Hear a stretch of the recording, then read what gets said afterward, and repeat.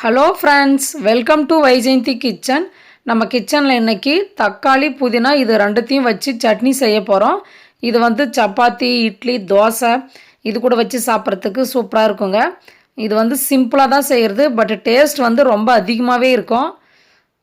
Simple and டேஸ்டியான சட்னி செய்கிறதுக்கு முன்னாடி ஒரு சின்ன ரெக்வெஸ்ட் ஃப்ரெண்ட்ஸ், நம்மளோட சேனலை இப்போ தான் ஃபஸ்ட் டைம் பார்க்குறீங்கன்னா சப்ஸ்கிரைப் பண்ணிக்கோங்க. சப்ஸ்கிரைப் பண்ணிவிட்டு பக்கத்தில் இருக்கிற பெல் சிம்பிளையும் ப்ரெஸ் பண்ணி விட்டால் தான் நான் அடுத்து போடுற வீடியோ உங்களுக்கு வரும். வாங்க இப்போ எப்படி செய்கிறதுன்னு பார்க்கலாம். ஒரு வாணலியில் 2 டேபிள் ஸ்பூன் எண்ணெய் விட்டுருங்க. எண்ணெய் காஞ்சதும் 1/4 டேபிள் ஸ்பூன் வெந்தயம், 1/2 டேபிள் ஸ்பூன் சீரகம், 1/2 டேபிள் ஸ்பூன் உளுந்து சேர்த்துக்கலாம். உளுந்து கொஞ்சம் செவந்து வந்ததும் நம்ம பூண்டு சேர்த்துக்கலாம். இப்போது பூண்டு வந்து ஒரு பூண்டு ஃபுல்லாக சேர்த்துக்கோங்க. சின்ன வெங்காயம் ஒரு 10 to 15 இருக்கும். கண்டிப்பாக சின்ன வெங்காயம் சேர்த்துக்கோங்க, அப்போ தான் டேஸ்ட் கிடைக்கும். பச்சை மிளகாய் 2, காஞ்ச மிளகாய் 4. உங்களுக்கு காரம் எவ்வளோ தேவையோ அந்த அளவுக்கு சேர்த்துக்கோங்க. சேர்த்துட்டு நல்லா மிக்ஸ் பண்ணி விட்டுறலாம். மிளகாய் வந்து வெங்காயம் போட்ட பின்னாடி தான் போடணும், ஃபஸ்ட்டே போட்டால் கருகிடும். அப்பயும் பாருங்கள் லைட்டாக கலர் வந்துட்டுருக்கு. இப்போது தக்காளி சேர்த்துக்கலாம். நான் வந்து இந்த சைஸில் ரஃப்பாக கட் பண்ணி வச்சுருக்கிறேன். நான் 3 தக்காளி சேர்த்துக்கிறேங்க. பெரிய தக்காளி, நல்லா பழுத்த தக்காளியே எடுத்துக்கோங்க. அப்படி இல்லைனா 1/4 கிலோ இருக்கும் இது. கூடவே நல்லா ஒரு கைப்பிடி அளவு புதினா சேர்த்துக்கோங்க. நல்லா ஃப்ரெஷ்ஷான புதினா இருக்கணும், அப்போ தான் நல்ல ஒரு டேஸ்ட் கிடைக்கும் நமக்கு.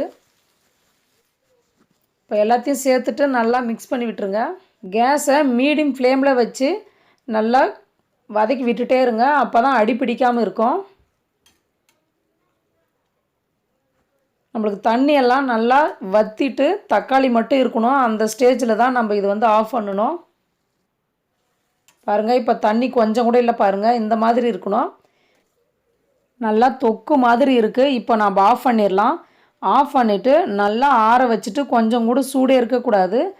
கம்ப்ளீட்டாக நல்லா ஆறிட்ட பின்னாடி நம்ம மிக்ஸி ஜாரில் சேர்த்துட்டு அதுக்கு தேவையான அளவு உப்பு கொஞ்சம் போட்டுக்கோங்க. இப்போ வந்து தண்ணியே விடாமல் நம்ம இதை அரைச்சி எடுத்துகிட்டு வந்துடலாம். பாருங்கள், நான் தண்ணி கொஞ்சம் கூட விடலை, அரைச்சி எடுத்துகிட்டு வந்துட்டேன். தண்ணி விட்டால் நல்லா இருக்காது. இப்போ இது ஒரு பாத்திரத்தில் மாற்றிட்டு நம்ம தாளிப்பு கொடுத்துர்லாம். இப்போ தாளிப்பு கரண்டியில் 2 டேபிள் ஸ்பூன் எண்ணெய் சேர்த்துக்கோங்க. எண்ணெய் சேர்த்துட்டு எண்ணெய் காஞ்சதும் கொஞ்சமாக கடுகு சேர்த்துக்கலாம். கூடவே ஒரு காஞ்ச மிளகாய், கொஞ்சம் கருவேப்பிலை சேர்த்துட்டு நம்ம தாளிப்பு கொடுத்துர்லாம். அவ்வளோதான், நமக்கு டேஸ்டியான ஒரு பிரேக்ஃபாஸ்ட் சட்னி ரெடி ஆயிடுச்சு. ரொம்ப டேஸ்ட்டாக இருக்குங்க. நீங்கள் ட்ரை பண்ணி பாருங்கள், செஞ்சதுமே காலி ஆகிடும். ஒயிட் ரைஸ் கூட வச்சு சாப்பிட்லாம். கண்டிப்பாக இந்த ரெசிபி உங்களுக்கு பிடிக்கும்னு நினைக்கிறேன். பிடிச்சிருந்துச்சின்னா மறக்காமல் வைஜெயந்தி கிச்சனை லைக் பண்ணுங்கள், ஷேர் பண்ணுங்கள், கமெண்ட் பண்ணுங்கள், சப்ஸ்கிரைப் பண்ணுங்கள். தேங்க்ஸ் ஃபார் வாட்சிங்.